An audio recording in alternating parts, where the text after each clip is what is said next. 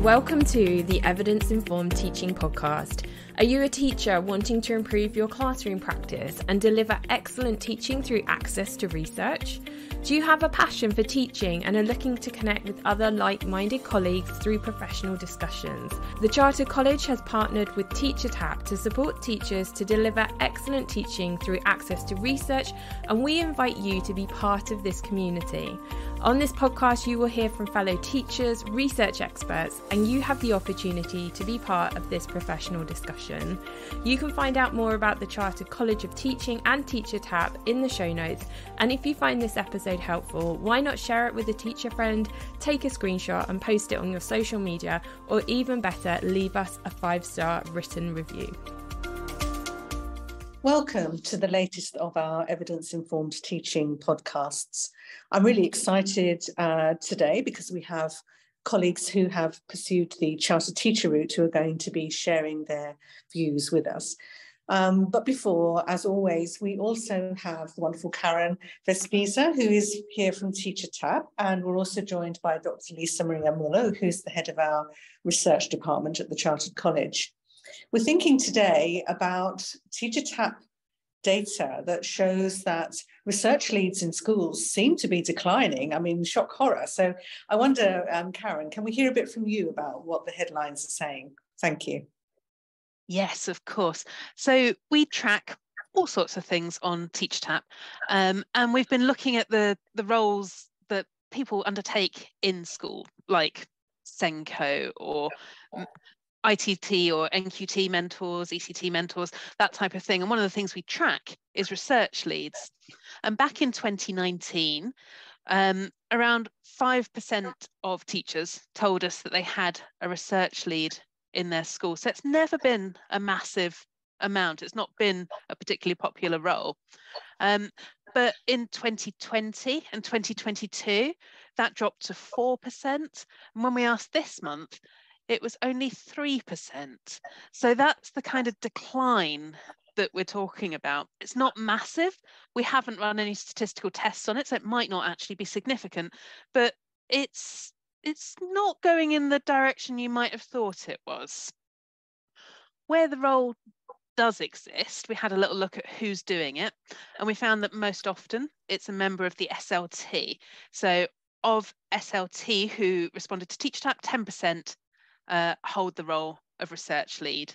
There's slightly fewer heads, so only 8% of heads are a research lead, 3% of middle leaders. And the one that I found most interesting is only 1% of classroom teachers hold the position of research lead.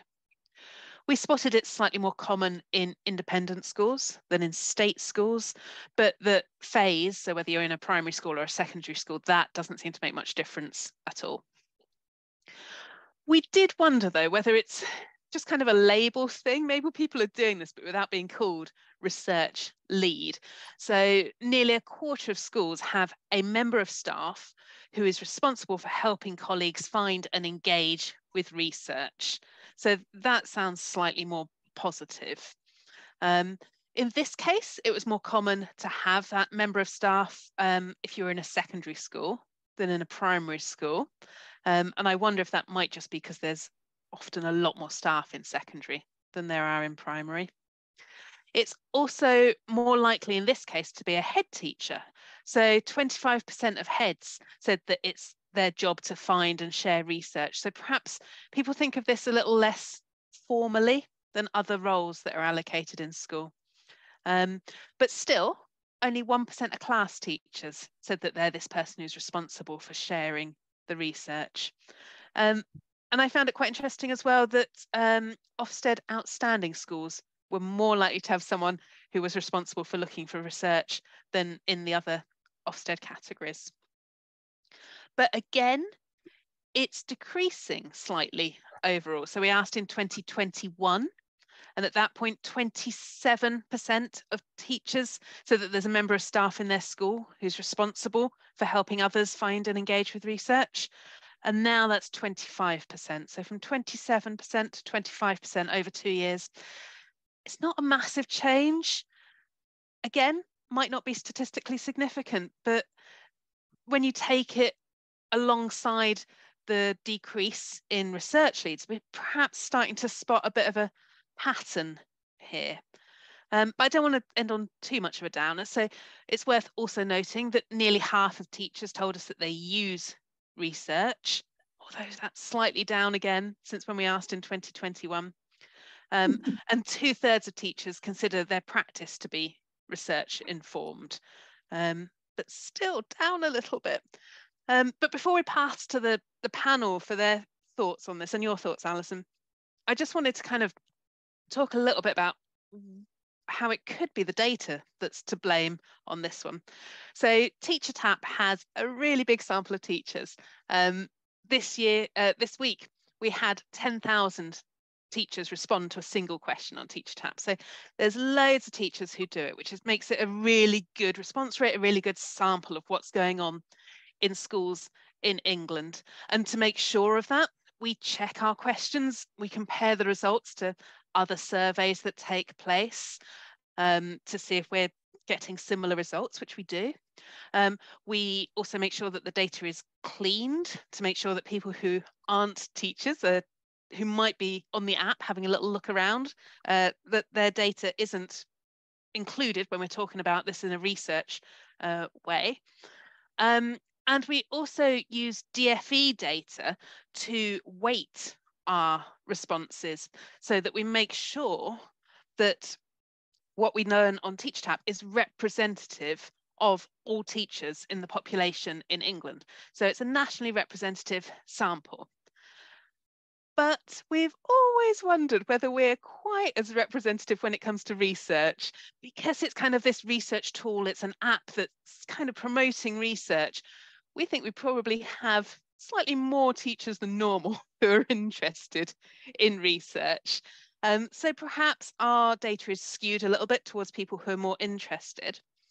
And as we've grown, as we've reached this fantastic 10,000 number, maybe our sample is kind of leveling out and becoming more representative. So we launched back in 2019 at a research conference. We launched at ResearchEd, and our first 1,000 teachers were all at that conference. So we know there are people who are kind of a bit more research prone than normal teachers. But now we're at 10,000, perhaps the sample's balancing out and we're not actually seeing a reduction in people who are engaged with research. Maybe we're just seeing a balancing of the TeacherTapp sample. So that's just one hypothesis before we kind of dive down a rabbit hole of it's all going really bad. It might not be. These aren't massive changes, but I think they're really interesting to discuss. Thank you very much indeed, Karen. Now, I'm joined by a panel of chartered teachers, as I said. I'm just going to introduce all of them, and then we're going to have a kind of discussion, but I will also point to people for particular questions. So we welcome Charlotte Haworth, who is Assistant Head Teacher at Whitworth High School. Angela Schofield, who is Programme Development Lead at Excelsior MAT in Birmingham. Adam Lamb, who's Head of Faculty for Languages at Mossbourne Community Academy, and Christopher Johnston, History Teacher at St Joseph's College, Stoke-on-Trent. So welcome all of you. Thank you very much indeed for giving up your time after a busy day in school. The first question I've got to you, and I'd like to come to each of you in turn, is there a stagnating interest in research? Are you seeing that in your community? Can we start with you, Charlotte? I would say no, there's not a stagnating sort of approach into research here. Certainly not at this school and within this sort of the locality and the teaching community around here. We're a small community school at the end of a valley in Lancashire. And the job that I've got came up last year as in charge of teaching and learning, and they wanted somebody with a specific sort of research lead in sort of mind, and somebody who they were keen to get somebody with my experience and with the chartered teacher programme, having done that as well. And it was being pushed to put on the school improvement plan that we are becoming more evidence-led and more sort of evidence-informed and research-led. I don't think it's stagnating here. In fact, I actually think we're a tiny little bit behind, and I think we're just kind of coming up to where some other places perhaps might be at this point in time. And I think we're sort of getting going with it. So there are some schools that are probably, and some areas and communities that might be well ahead, and maybe it is starting to stagnate elsewhere potentially. But for us, definitely, and I think in the Rosendale Valley, I think we're just sort of, actually, we're getting really stuck into this now and really getting involved in this. And this is really important to us. It's great to hear. And I can just tell from the energy in your voice that this is really exciting development in what you're doing. So that's fabulous. Can I come to you, Angela? How are things in Birmingham, research-wise?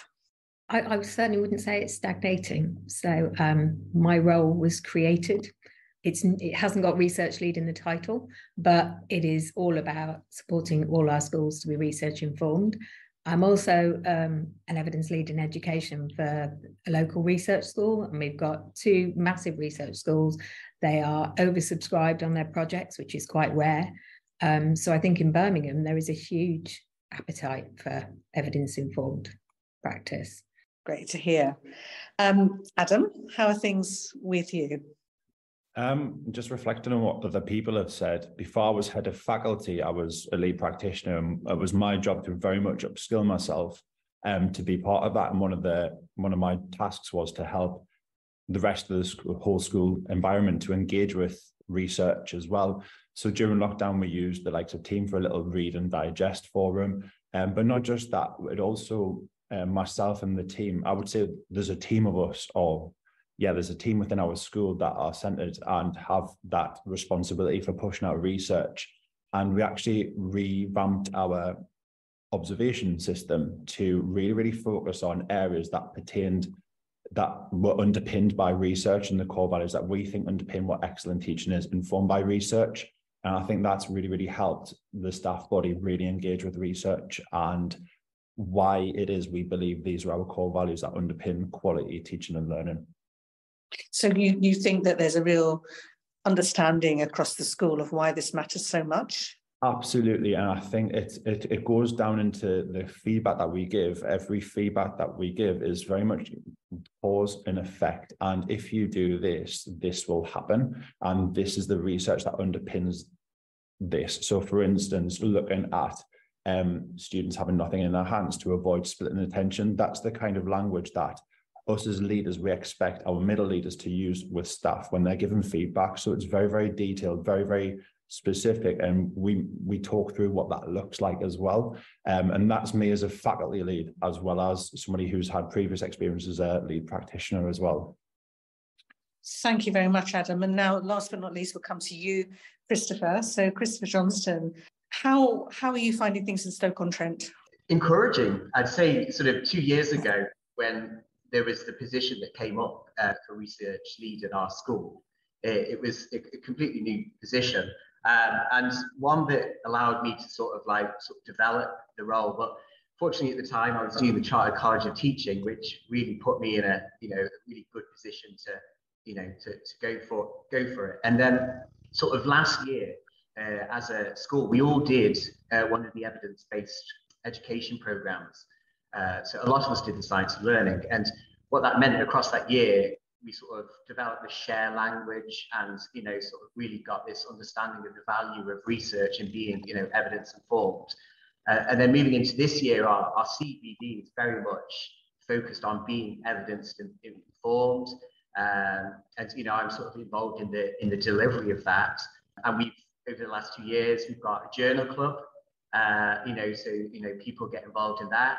And really, very recently, we've also got a breakfast club where people come in the morning and share practice. But it's a case of that's very much focused on being evidence informed. So our last one was on sort of the disciplinary literacy, the sort of informed by the EEF report, and then people shared practice on that. So in Stoke-on-Trent, I think it's thriving. It's not stagnating. Great to hear. I love hearing all these stories. I'm interested to understand how your studies as chartered teachers have helped you build your confidence, your self-efficacy, your effectiveness in your current roles leading research. And I wonder if you could, each of you, just give us a little snippet of the sorts of things that you were studying when you were studying for your chartered teacher route that really gave you some insight. So can we come to you, Charlotte, first of all? Can you spill the beans on what happened in your chartered teacher course? I can. Apart from it being the best bit of CPD huge period of CPD I've ever had in my whole entire career. So I started off with the certificate in evidence-informed practice, and I looked at, my mind just went blank then for a second, sorry, retrieval practice, how ironic. It was retrieval, we did lots of work on retrieval practice, but then my final piece was looking at literacy and the use of different strategies with underachieving boys. And it was a really interesting project, actually, one that's lent itself really well to me coming into this role here at this school, who were really pushing forward on the reading and literacy sort of whole school approach. So I was able to carry out quite a lot of study with a group of Year 9 boys over a decent period of time. And it led to some reasonably conclusive evidence that I specifically looked at the use of the Freya model and how we could use that to support these boys' understanding of geographical key terminology and to help boost their confidence in the reading and disciplinary academic text in geography. And it was a really, just the whole sort of program leading up to that just really helped build my confidence in where to find research, what to look for, really how to look for bias, how to just really consider a research project from beginning to end. And I've not done anything like that since I was at university, which was a long time ago. And it really has changed my practice, absolutely. And while I'm probably one person, we're a small school, and I think I'm the only person who's sort of done this sort of qualification. And so I'm really trying to feed that into our school, and it's going to take time. But I would say that really has set me up well with the sort of clear approaches and how to carry out research, where to go, how to do it, what's the best way to disseminate this information, and so on. And I would say, without a doubt, has been the best thing I did in my career. Well, thank you. It's a shame we're not paying you, really, isn't it, for this advert? but I'm really pleased to hear that, and it's evident from listening to you that you're confident about what you've explored. Sometimes people think, well, to engage with research, you've got to be able to have read a whole library of books, and you've got to be able to theorize about all different aspects of teaching and learning. And it's very possible to start small and just start with a particular area of practice in your classroom, in your teaching, and really refine and develop and learn more about that. So it's brilliant to hear what you've been doing.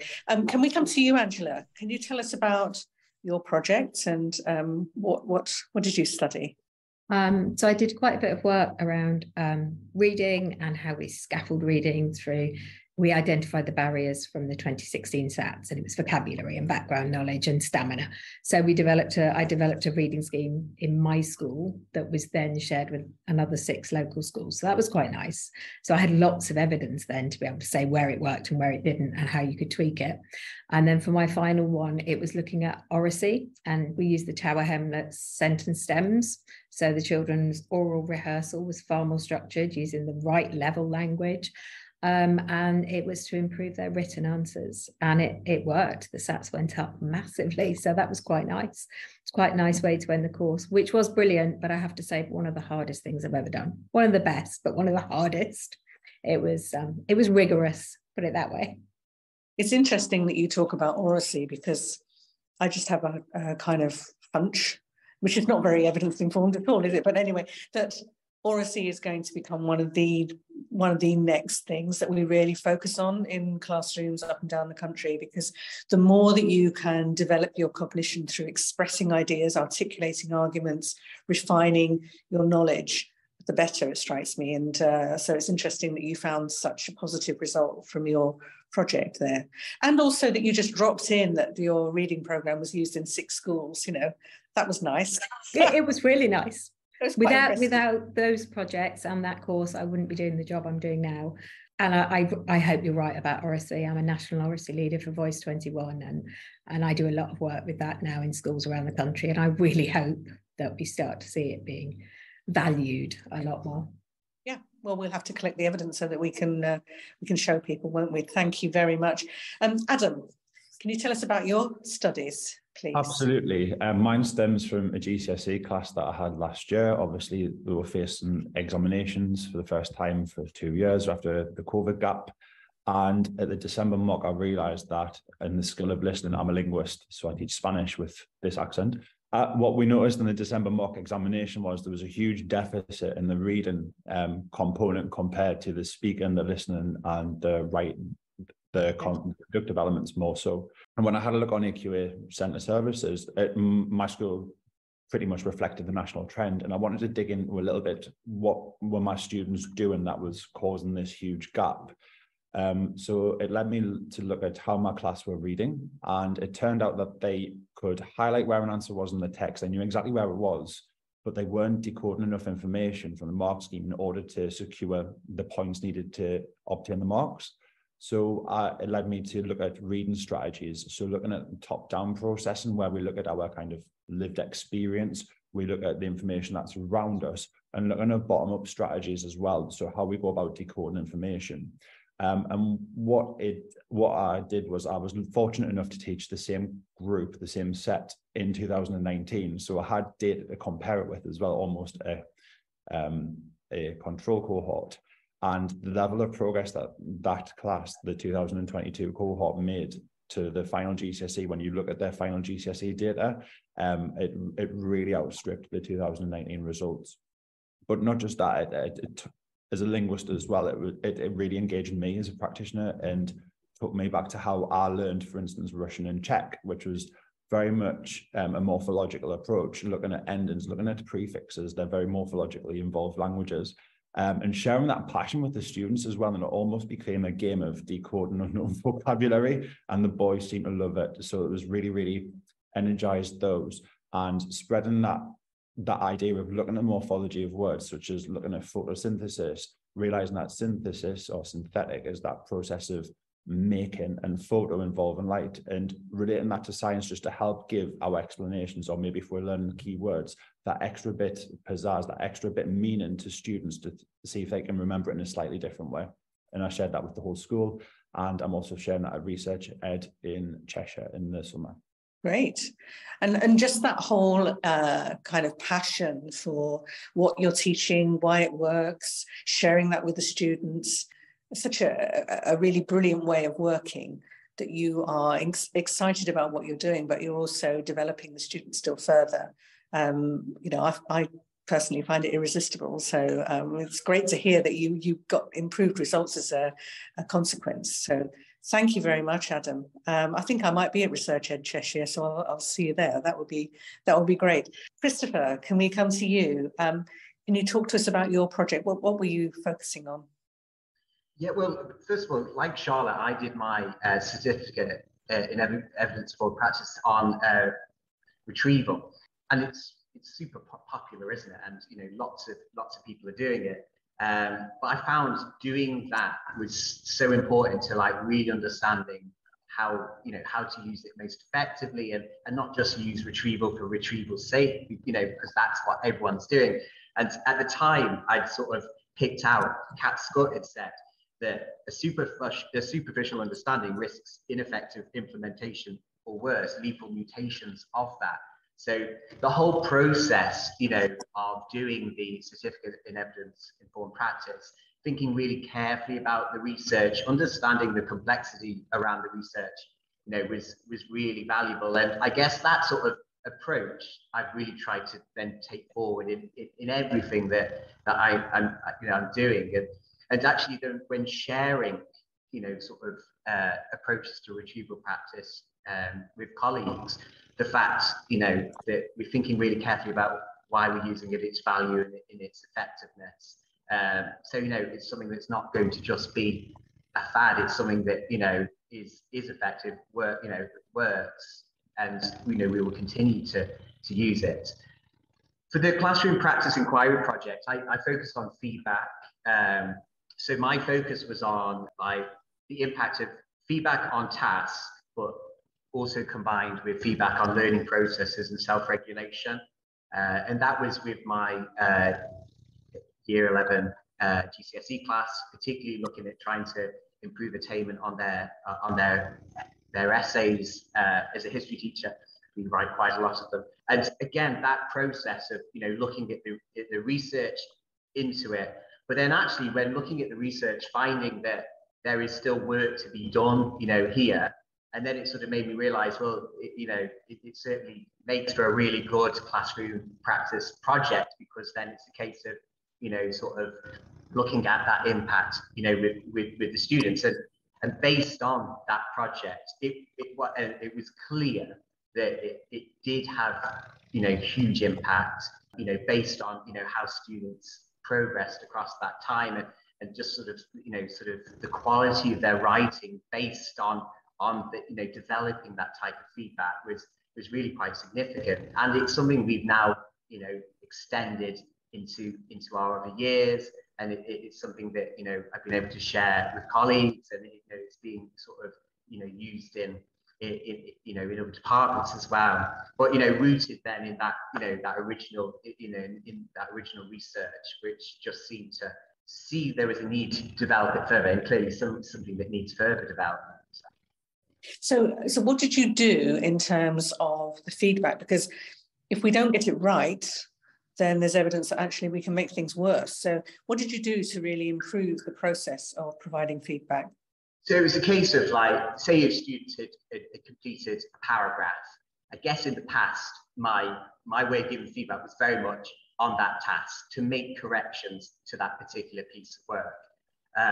But, sort of in this project, it's very much like looking at the learning processes in actually completing that paragraph. So, what particular qualities, do we need to have? And a lot of that was then, making use of like model answers within the feedback as well from students in the class, and, demonstrating the qualities.